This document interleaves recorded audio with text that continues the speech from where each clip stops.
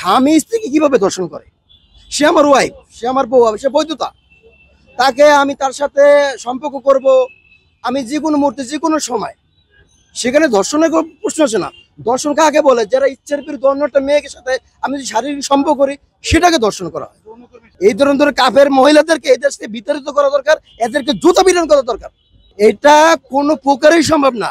কারণ এই যে দাবিটা করছে, এটা স্বামী স্ত্রীর ভিতরে প্রতিটা সংসারের ভিতরে ঝামেলা সৃষ্টি হবে, সংসার টিকবে না, সংসার কখনই হবে না, এমনিতেও টিকে না। 19-20 হলেই স্বামী স্ত্রী বাপের বাড়ি চলে যায়, নয় ডিভোর্স দিয়ে যায়, নয়তো যে কোনো তালবানা করে আরেক জায়গায় চলে যাচ্ছে। আর এর যদি একটা লাইসেন্স পেয়ে যায়, তারা সেকেন্ডের ভিতরে তারা সংসার ভাঙবে, স্বামীকে অন্যায় সারা জেল খাটাবে। নারীদের যে আগে থেকে লাই দেওয়া হয়েছে, এই কারণে আমি দেখতেছি বর্তমানে আপনার পুরুষ নির্যাতন অতিরিক্ত হচ্ছে, কারণ মহিলারা যেটা বলতেছে আমাদের সেটাই মেনে নিতে হচ্ছে। আর স্বামী স্ত্রীকে কিভাবে দর্শন করে? সে আমার ওয়াইফ, সে আমার বউ, সে বৈধতা। তাকে আমি তার সাথে সম্পর্ক করব আমি যে কোনো মুহূর্তে যে কোনো সময়, সেখানে ধর্ষণের কোনো প্রশ্ন আসে না। দর্শন কাকে বলে? যারা ইচ্ছার বিরুদ্ধে অন্য একটা মেয়েকে সাথে আমি যদি শারীরিক সম্পর্ক করি, সেটাকে দর্শন করা হয়। যৌনকর্মীর সাথে আমি টাকার বিনিময় করবো, সেটাও দর্শন না, সেটাও দর্শন না। সে টাকার বিনিময় আমার সাথে সে কাজ করছে। আর যৌনকর্মী তো জিনিসটাই আলাদা, আর বউ জিনিসটা আলাদা। বউ তো আমার বৈধ, সরকার আমার বৈধতা দিয়েছে, কোরআন আমার বৈধতা দিয়েছে, সেটা দর্শন। তারা এই মুসলমান দেশটাকে ইহুদি রাষ্ট্র বানাতে চায়, এই মুসলমানটাকে রাষ্ট্রটাকে ইহুদি রাষ্ট্র বানাতে চায়। এই ধরনের কাফেরকে এই দেশকে বিতাড়িত করা দরকার, এই ধরনের কাফের মহিলাদেরকে এই দেশকে বিতাড়িত করা দরকার, এদেরকে জুতা বিধান করা দরকার।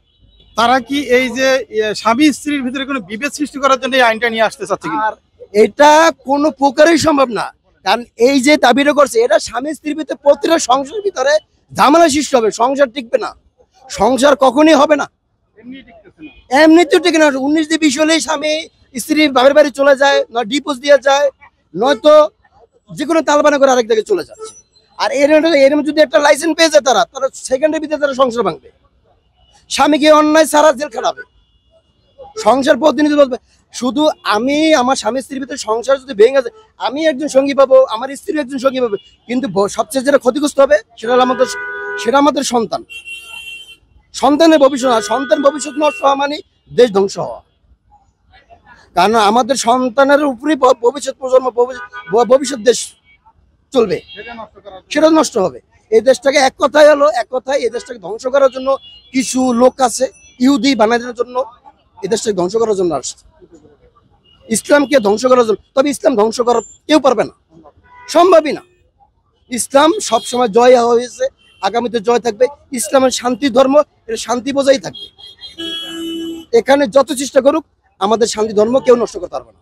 এখানে নারী, প্রথমত আমি বলবো যে যৌনকর্মী যে শ্রমিক অধিকার দেওয়ার যে কথাটা তারা দাবি করছে, এটা কোনো প্রকারই সম্ভব না। কারণ এই কথাটা কোরআনের বাইরে, আমাদের মুসলিম কান্ট্রিতে এটা সম্ভবই না। 95% মুসলমান দেশে এটা কেউ মানবে না এই কথাটা। আর যে নারীরা এটা দাবি করছে, আমি মনে করি ওনারা নারী, ওনারা যদি সত্যিকারই নারী হয়, তাহলে এটা তারা দাবি করতে পারে না। ওনাদের এই দাবি ভিত্তিহীন, এটাই কোনো দাবি কোনো প্রকারে এটা মানা যাবে না, এটা ইসলাম কান্ট্রিতে এটা চলবে না। একটা নারীকে বিয়ে করে কিসের জন্য? বিয়ে করে চাহিদা পূরণের জন্য। এবং এখানে যদি এইটার উল্টা বিহিত হয়, তাহলে এটার জন্য তো কোনো মানি হয় না। এটা যেটা রাইট ভাবে চলতেছে, শরীয়ত বিধান মতে যেটা চলতেছে সেইভাবে চলবে, শরীয়ত ছাড়া তো আর চলবে না। এটা মুসলমান কান্ট্রি, মুসলমানের শরীয়ত অনুযায়ী সেই বিধানে চলবে। স্ত্রী যদি স্বামীর বিরুদ্ধে ধর্ষণের কেস দেয়, এটা কোনো কেসই না। কেন? একটা নারীকে সে শরীয়ত মোতাবেক বিবাহ করছে, তার ধর্ষণের কি কেস? এটা ফর নাথিং, এটা কোনো কেসই না। এটা তো ব্যাককলের কাজ, এটা আক্কেলের কাজ না। এখন নারীরা পুরুষ নির্যাতন করতেছে। আরেকটা বলছে যে তারা যৌনকর্মীদের শ্রমিকের অধিকার দিতে বলছে, এটাকে আপনি কোন দৃষ্টিতে দেখতেছেন? যৌনকর্মীদের শ্রমিকদেরও এটা তো একটা যে কোনো জিনিসের, সব জিনিসের এটা নীতিমালা আছে, বিধান আছে, সেই অনুযায়ী চলবে। রাষ্ট্র যেভাবে এই শ্রমিক যেভাবে দেশটা পরিচালনা করে ওইভাবে চলবে। আসসালামু আলাইকুম ভাইজান, আপনি কেমন আছেন? ওয়ালাইকুম আসসালাম, আমি ভালো আছি। আপনারা ভালো?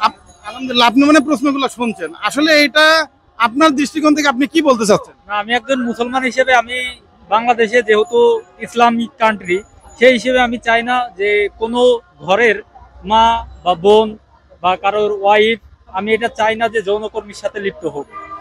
আর ইসলামিক কান্ট্রি হিসেবে আমাদের দেশে মানে কোনো পতিতালয় থাকুক, আমি সেটা চাই না। এটা আসলে বর্তমানে এমন একটা পরিস্থিতি হয়ে দাঁড়াইছে, মানে নারীদের যে আগে থেকে লাই দেওয়া হয়েছে, এই কারণে আমি দেখতেছি বর্তমানে আপনার পুরুষ নির্যাতন অতিরিক্ত হচ্ছে। কারণ মহিলারা যেটা বলতেছে আমাদের সেটাই মেনে নিতে হচ্ছে। সেই হিসেবে বাইরের রাষ্ট্রে যেরকম ইসলামিক কান্ট্রি চলে, আমাদের হিসেবে মহিলাদের পর্দার সাথে চলা উচিত। এবং আর বাইরে যারা এত অধিকার চাচ্ছে, এটা না দেওয়াটাই বেটার, আমি যেটা মনে করি। এই যে যে এত আন্দোলন হচ্ছে, এত কিছু হচ্ছে, বাইরের রাষ্ট্রের সাথে আপনি তুলনা করে দেখেন যে বাইরের রাষ্ট্রের কান্ট্রির মহিলারা যেভাবে চলে, আমাদের বাংলাদেশে কিন্তু ওইভাবে চলে না, পরিচালনাটা ওইভাবে হচ্ছে না। কারণ আপনার আওয়ামী লীগ সরকার থাকাকালীন যেভাবে তারা লাই পাইছে, এখনো যদি আরো তাদের উৎসাহ দেওয়া হয়, তাহলে মনে করেন যে দেশটা অন্যদিকে চলে যাবে। আমরা যখন শিক্ষা মন্ত্রণালয়ে গিয়ে একটি বৈঠকের জন্য আমরা যখন একটি বৈঠকের জন্য সময় চাই, সেই খবরে আপনারা রাখেন না, সেই খবরে আপনারা রাখেন না। আমাদের সাংবাদিকদের উপর যখন হামলা হয়, সেটিও আপনারা দেখেন না। আমাদের গোয়েন্দার উপর যখন হামলা হয়, সেটিও আপনারা দেখেন না। আমাদের ভাইদেরকে যখন হাসপাতালে ভর্তি হতে হয়, সেটিও আপনারা জানেন না।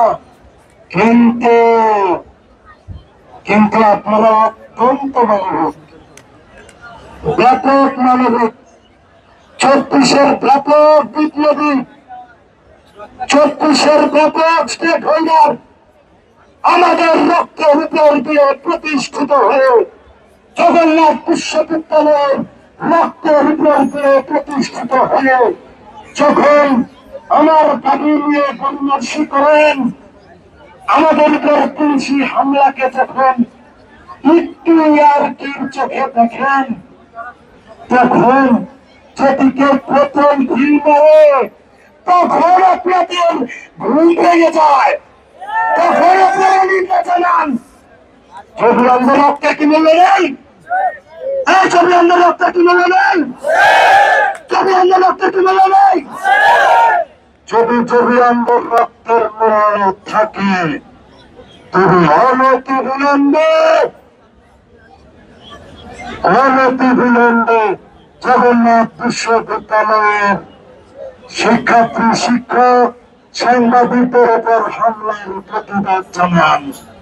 সময় যদি অনেক দেরি হয়ে গেছে, তবে প্রতিবাদ জানান। সময় যদি অনেক দেরি হয়ে গেছে, তবে নিন্দা জানান। আমরা স্বাগত জানাবো। কিন্তু যদি আমাদের হামলার উপর